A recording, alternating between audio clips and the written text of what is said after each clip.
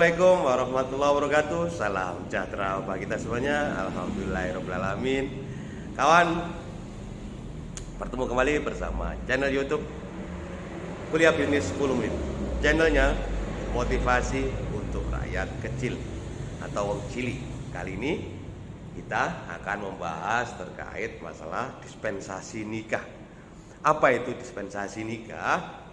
Bahwa seyogyanya seseorang boleh menikah itu setelah berumur, dianggap dewasa oleh undang-undang, yaitu umur 21 tahun, yang laki-laki, 17 tahun yang perempuan. Misalkan ada kejadian-kejadian khusus yang memang harus dinikahkan, hamil dua nikah, atau apapun lah kebutuhan-kebutuhan urgent, itu diperbolehkan ada dispensasi nikah atau izin nikah. Ini barangkali ada yang butuh tutorial ini. Video ini kami persembahkan untuk kawan-kawan yang membutuhkan persyaratan-persyaratan seperti itu.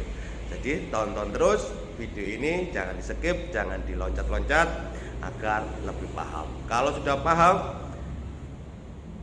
bagikan ke teman-teman yang memang membutuhkan. Kawan, setelah kita terangkan orang nikah itu sudah berumur 21, yang laki-laki, yang 17 tahun yang perempuan, maka ketika itu dilanggar maka butuh dispensasi nikah atau izin nikah, karena memang ada kejadian-kejadian yang tidak diinginkan, maka harus dinikahkan. Langkah pertama yang harus dilakukan yaitu pengurus datang ke desa atau balai desa, bawa surat pengantar dari ketua RT masing-masing. Ya, jangan sampai nggak dibawa surat pengantar dari ketua RT maupun RW. Setelah itu datanglah ke balai desa untuk mengutarakan apa-apa yang dibutuhkan.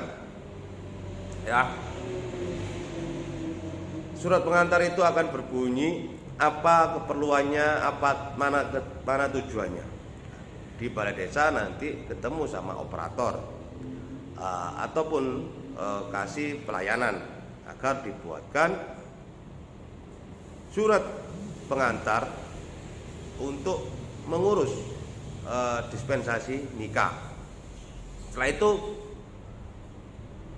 kemana dari balai desa atau dari desa menuju ke kantor urusan agama setempat.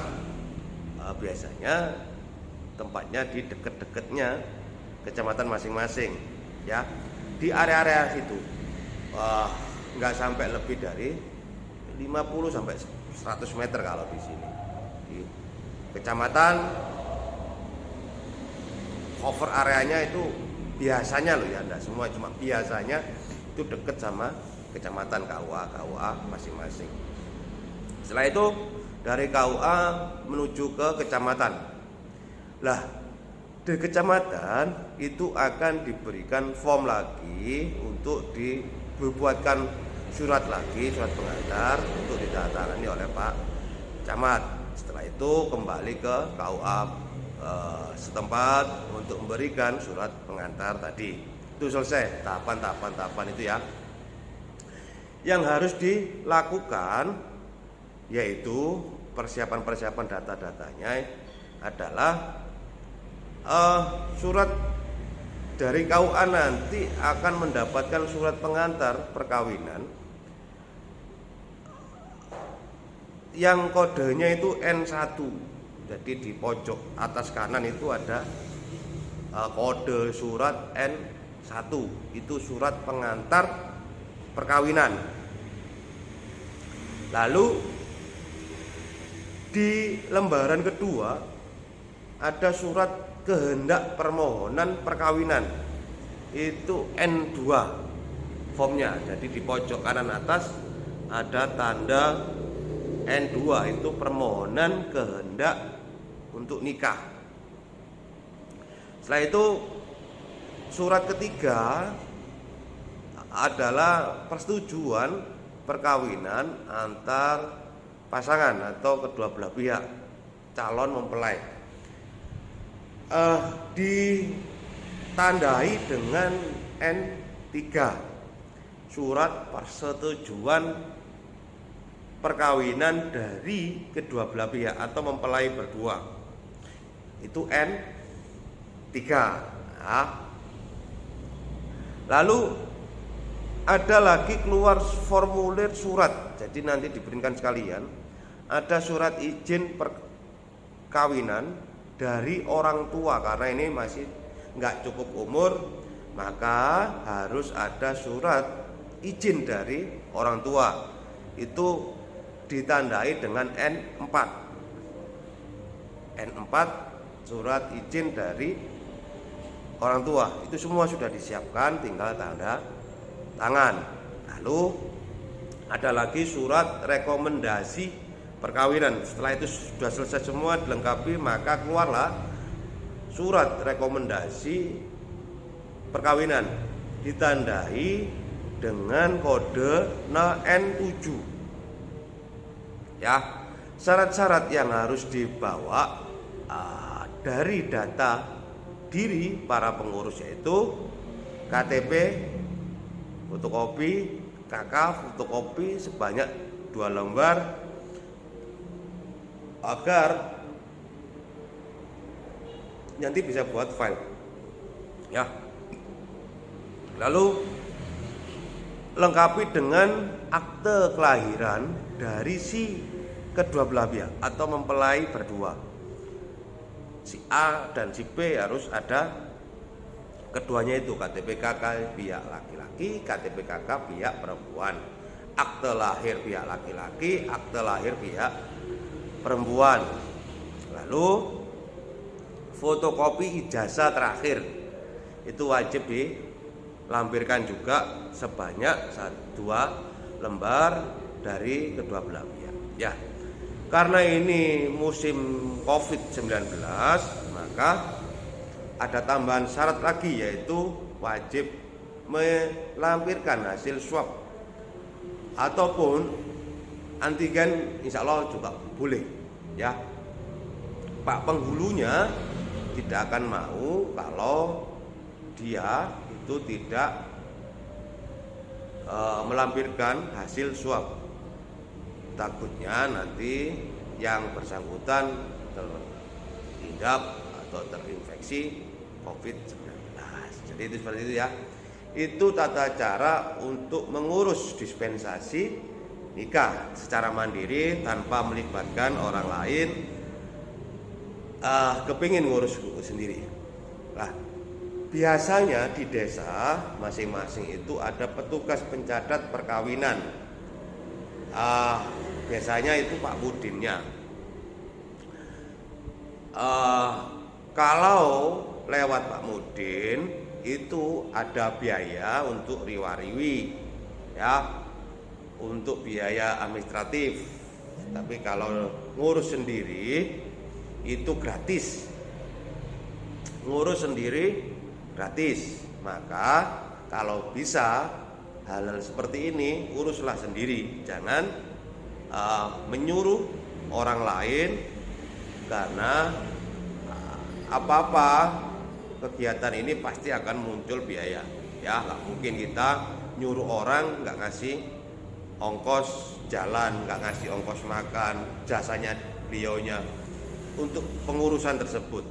Nah, biasanya karena petugas pencatat perkawinan itu nggak dapat gaji dari negara, nggak dapat gaji dari desa, nggak dapat gaji dari KUA. Kalau nggak dikasih sama yang pihak pemohon, dia juga punya anak istri, ya, dia juga punya kebutuhan, maka kalau nggak mau kena biaya, harusnya yang ngurus sendiri. Lek dikenain biaya, yo ojo ngamuk-ngamuk, ya. Nyuruh orang tapi nggak mau ngasih uang, sama juga nyuruh tukang batu di rumah kita, dia disuruh kerja, dia disuruh bersih-bersih rumah kita, tapi nggak dikasih ongkos kerja. Itu sama. dosa, dolim. Ketika kita nyuruh orang tapi nggak dikasih ongkos kerja, pas dimintai ongkos kerja marah-marah.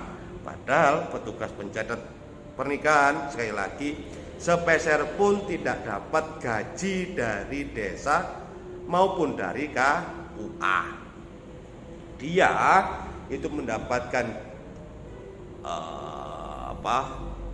uang itu dari jasa pengurusannya dia ke KUA, ke Pak Kepala Desa, ke Pak Camat,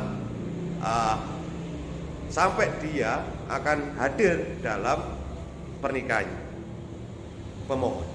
Jadi seperti itu kawan, yang bisa kami sampaikan terkait masalah tata cara pengurusan dispensasi nikah ketika kawan-kawan belum cukup umur atau keluarganya atau temannya yang belum cukup umur tapi kok ada kejadian khusus, maka diwajibkan untuk mengurus dispensasi nikah. Dari N1 tadi sampai N7 dihafalkan biar enggak riwa-riwi, biar enggak menganggap urusannya kok angel, kok ruwet dan lain-lain ya. Kalau misalkan tidak ada kejadian khusus nikah biasa ya, tata caranya nggak sampai seperti itu, nggak sampai ada surat izin nikah, surat rekomendasi nikah, surat-surat yang lain. Kalaupun pernikahannya itu secara normal, berhubung ini nggak normal, maka ada izin-izin khusus yang harus dipenuhi. Kata-kata izin, saya tambahi sedikit, kata-kata izin pada dasarnya itu pasti tidak boleh. Apapun yang memerlukan izin, apapun yang meminta izin dulu, pasti kegiatannya itu pasti tidak diperbolehkan. Maka diperlukanlah surat izin. Contoh, surat izin mengemudi misalkan, surat izin menutup jalan misalkan. Ketika dia nggak layak untuk mengemudi, maka dia nggak mungkin diizini sama pihak yang berwenang. Itu pasti. Karena apa? Pada dasarnya semua yang memerlukan izin itu pasti tidak boleh. Itu kawan ya.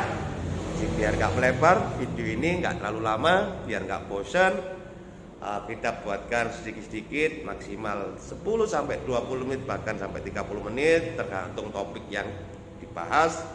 Kalau memang panjang ya kita panjangkan maksimal 30 menit, kalaupun yang pendek-pendek sekitar 10-20 menit.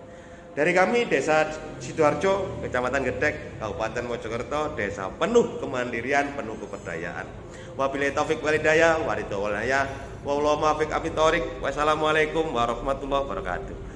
Salam sehat, salam tangguh, merdeka, merdeka, merdeka. Dadah semuanya.